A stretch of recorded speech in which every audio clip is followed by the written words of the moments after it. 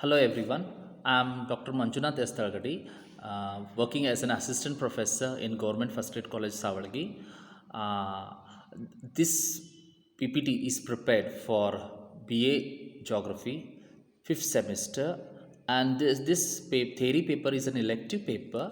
The title of the paper is Development of Modern Geography, and in this session, this is going to be the first session in which I'll be discussing the philosophy of geography. Now immediately, before getting into this, like everybody asks what is geography, like it's an initial question which we will be starting with. So here it is, the essence of geography is identifying with the distinctive characteristics, particularly it could be some poetic or literature write up, it could be, and here there is a little write up of T.S. Eliot, an English laureate. We shall not cease from exploration, and the end of all our exploring will be to arrive where we started and know this place for the first time. So, this is something to do with geography, a spatial description. So with this thing, we can understand how much geographical information can trace our roots, and therefore history of geography is essential, and it marks landmarks the history of civilization. And we are just beginning to explore various no man's land, or more interspatial and other parts of the universe. So in this slides, we will understand how geography has evolved, and what are its dimensions, what are its features, etc. So geography is long. It has got a longer genealogy than any other sciences. It could be. Human interest has been started from the beginning to understand the nature of physical world around him, and with this came with observations and minute observations and speculations of geographical type.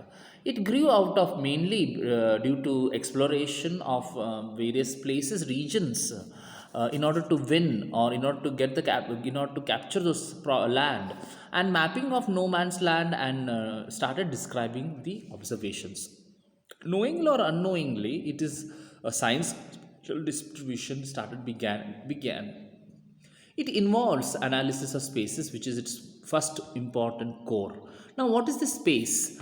Geographical space, it means location, where on the earth's surface. The basic question is that where it is. So next thing is that it is location. Location, geographical location is again a relative, absolute location, and relative location. Here both are equally important, and both discuss the importance of geographical location. Now, geographical space comprises of location on which where we are on the earth's surface. It means geographical coordinates, and here distances are measured in different ways, variety of ways, like direction, it could be interrelationships of different locations on the earth's surface. And therefore focus on geographical space has been expressed in different ways, and it is depicted in different forms. And to understand this, maps, cartography, satellite imageries, which has got scales and other forms of representation, are working tools to understand this concept. Now, cartographer may it be, or surveyor, space is an absolute, and it is the science. Geography is a science that describes it with the accuracy. Geographers have been always been described have been struggled with the basic problem of depicting a spherical earth on the flat piece of earth. That is map projection. Now where 3D, we have to convert a globe which is 3-dimensional to 2D, which is on the piece of paper. And therefore it has been been a serious problem to understand the spatial distribution. Now here, true distance, the problem was that map projection had different objectives. Like some projections were meant to give true distance or true map, but together are not possible. So therefore, in the 19th 16th century, Mercator in the 16th century, he formulated or he constructed a map projection which maintained two direction, and this was the beginning of a geographical usage of geographical location in specific and in precise. So therefore, here we can also have something called as relative terms, relative location also. Like for example, my house is 10 kilometers far from vendor's house, or pan shop's house. So this is the way. And then there are also something to do with terrain, then flat areas, and then steep slopes. These things can be measured, they can be represented by quantitative techniques or qualitative techniques, both. So these things are vital. And the other thing is that place becomes another important concept in geography. Place is not independent of space. Place involves an area or territory, but space is an abstract. So it place involves an area or a territory, and it has got some dimension, like it has got north, south, east, west, some points in which the region occupies its space.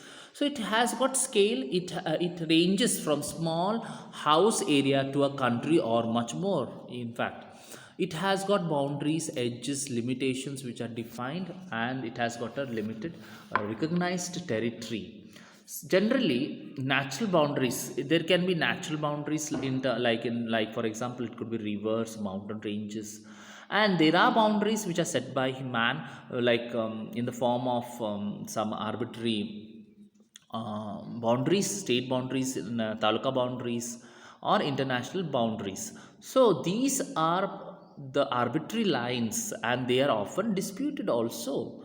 So here, disputes and conflicts can arise, and to solve this problem, geography has got an important role to play. So here, history always showed disputes and conflicts which just arose due to small piece of land, and that was always been there in the history books.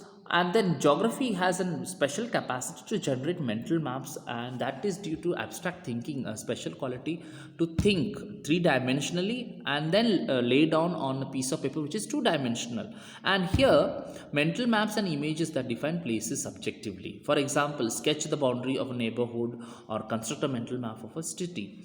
People attach now there are people often attach special individual meaning to places, childhood, or link places with some special event. For example, I'm native of Jamkandi, so there is some link which we put link with individual to a place. Or Belgaum is known for Kunda, so there is something to do with the geographical identity. Further, things have changed. Things have changed to interpret various features on the Earth's surface, to understand the linkages, particularly like childhood and the place. And there's something to do with childhood and with a special event that place again. Different people have got different cultures, and they perceive and interpret that same place in a different way, because the experiences are different, but the place remains the same. In short, place has got some affective and emotional quotient, which does not lend easily to measurement. Here there are, so that's what places, there are different examples to illustrate diversity of place. Precise measurement of an area on the ground, that could be field, it could be even a forest which has subjectivity. Well, image or well defined location, this should be a precise measurement. For example, football field or sport venue, it is measurable and precise and defined, and therefore it becomes iconic. Thank you for watching patiently. Thank you.